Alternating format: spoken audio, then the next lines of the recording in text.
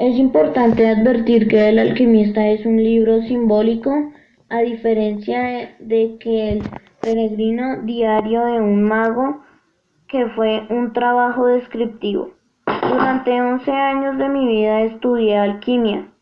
La simple idea de transformar metales en oro o de descubrir el elixir de la larga vida ya era suficientemente fascinante como para atraer a cualquiera que se iniciara en magia.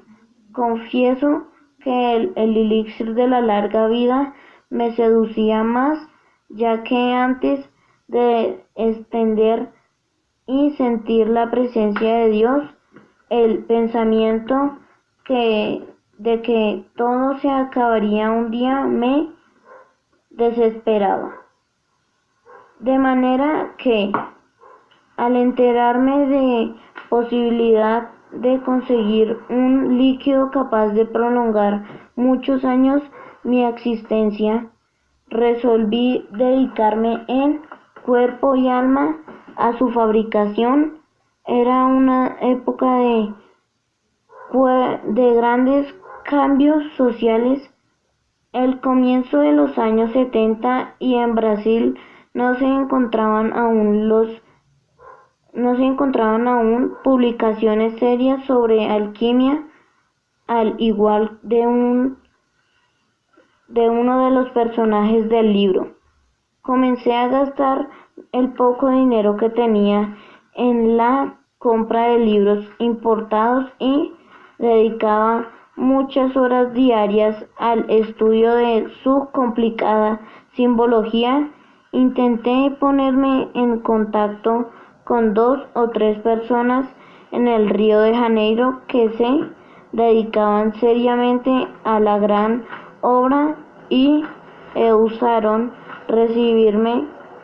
Conocí también a muchas otras personas que se decían alquimistas, poseían su laboratorio y prometían enseñarme los secretos del arte a cambio de verdaderas fortunas.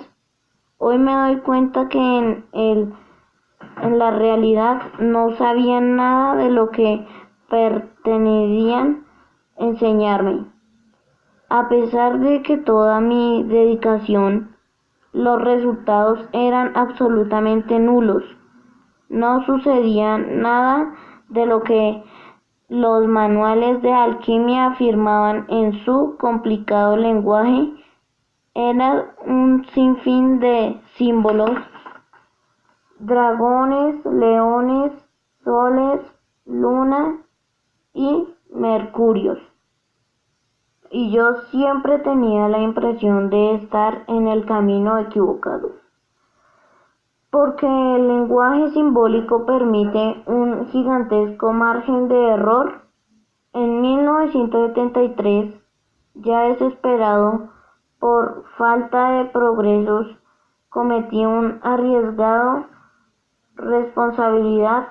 En aquella época yo estaba contratado por la Secretaría de Educación del Mato Grosso para dar clase de teatro en dicho estado, y decidí utilizar a mis alumnos en laboratorios teatrales cuyo tema era la tabla de la Esmeralda.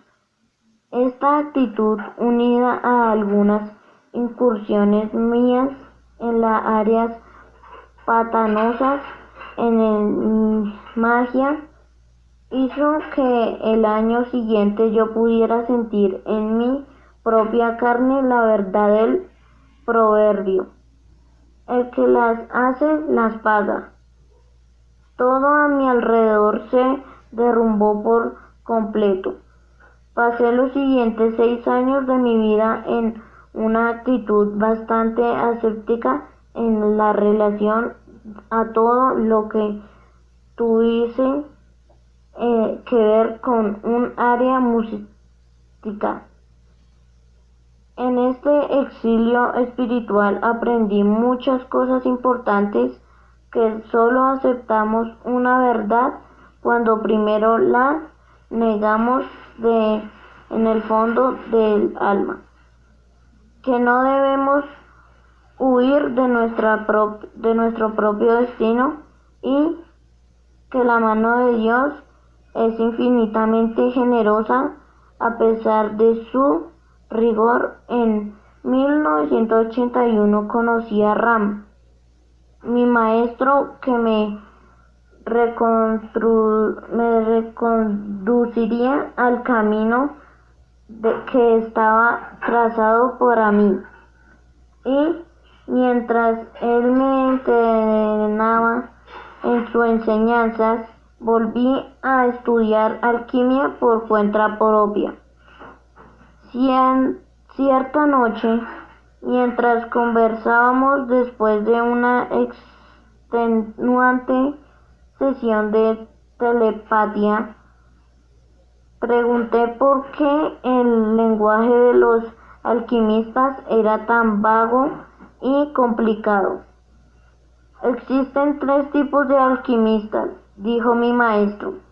Aquellos son imprecisos porque no saben lo que están hablando, aquellos que lo son porque saben lo que están hablando, pero también saben que el lenguaje de la alquimia es un lenguaje dirigido al corazón y no a la razón. ¿Y cuál es el tercer tipo?, pregunté. Aquellos que jamás oyeron hablar de alquimia, pero que consiguieron a través de sus vidas descubrir la piedra filosofal, y de este modo mi maestro, que pertenecía a la seguridad al segundo tipo, decidió darme clases de alquimia. Descubrí entonces que el lenguaje simbólico que tanto me irritaba y desorientaba era la única manera de alcanzar el alma del mundo, o lo que Jung llamó el inconsciente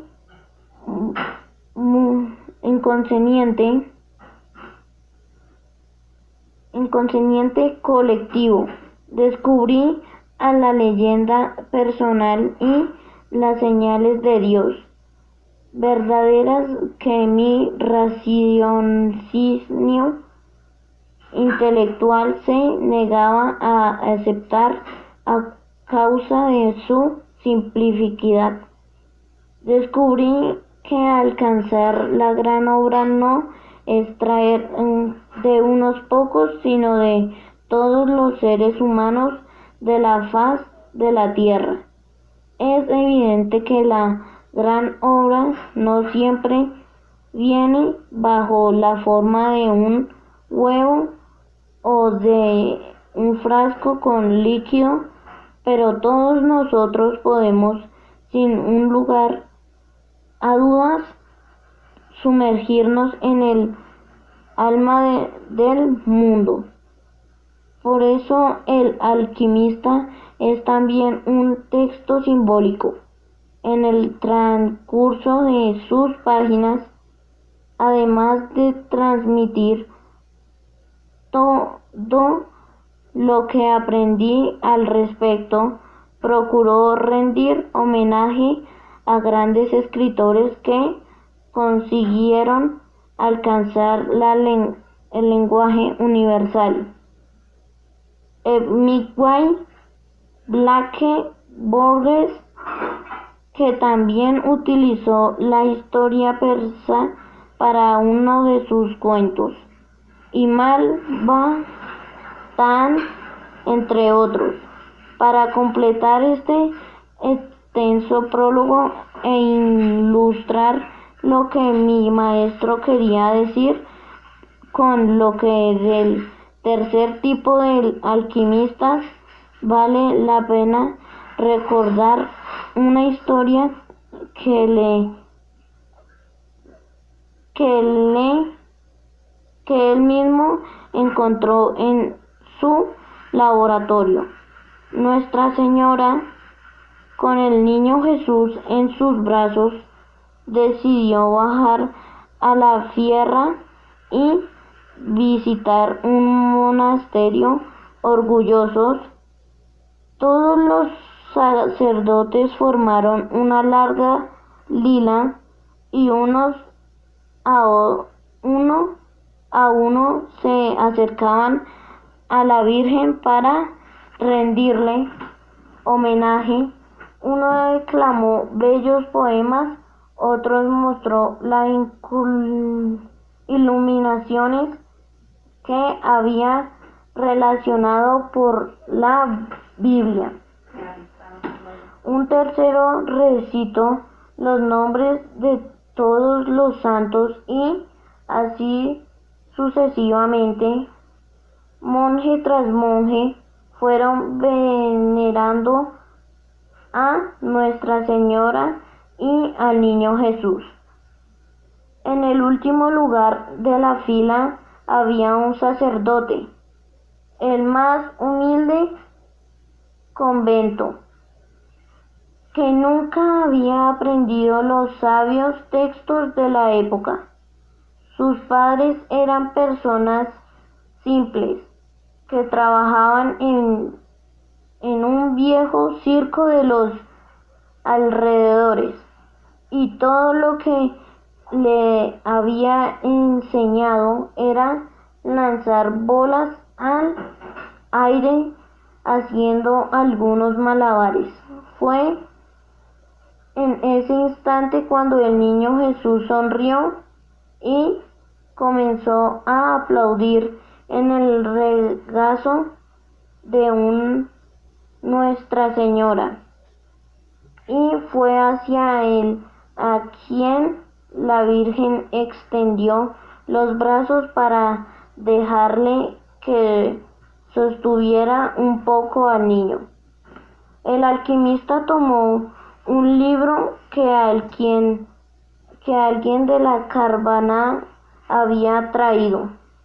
El volumen no tenía tapas, pero consiguió identificar a su autor, Oscar Wilde. Mientras hojeaba sus páginas, encontró una historia sobre Narciso. El alquimista conocía la leyenda de Narciso, un hermoso joven que todos los días iba a contemplar su propia belleza en un lago. Estaba tan fascinado consigo mismo que un día se cayó dentro del lago y se murió ahogado. En el lugar donde cayó nació una flor a la que llamaron Narciso, pero no era así como Oscar Wilde acaba la historia. Él decía que cuando Narciso murió, llegaron las óreas, diosas del bosque, y vieron el lago transformado en un lago de agua dulce que era en un cántaro de lágrimas saladas. ¿Por qué lloras?, le preguntaron al Oreades. Flor, por Narciso, respondió el lago. Ah, no nos asombra que llores por Narciso, prosiguieron ellas. Al fin y al cabo, a pesar de que nosotras siempre corríamos tras el bosque, nosotras siempre eras el único que tenía la oportunidad de contemplar de cerca tu belleza. ¿Pero Narciso era bello?, preguntó el lago. ¿Quién sino tú podría saberlo?, respondieron sorprendidas los Oreades. En definitiva, eran tus márgenes donde el inclinaba para contemplarse todos los días. El lago permanecía en silencio unos instantes. Finalmente dijo: yo lloro por Narciso, pero nunca me di cuenta de que Narciso fuera bello. Lloro por Narciso porque cada vez que él inclinaba sobre mis márgenes yo podía ver en el fondo de sus ojos reflejarme mi propia belleza. ¡Qué bella historia!, dijo el alquimista. Cuando llegó su turno, los otros sacerdotes quisieron terminar los homenajes porque el antiguo malabarista no tendría nada importante que decir o hacer y podría desacreditar la imagen del convento, pero en el fondo de su corazón él también sentía una inmensa necesidad de dar algo de sí a Jesús y a la Virgen. Avergonzado, sintiendo sobre sí la mirada reprobatoria de sus hermanos, sacó algunas naranjas de su bolsa y comenzó a tirarlas al aire haciendo malabarismos, que era lo único que sabía hacer.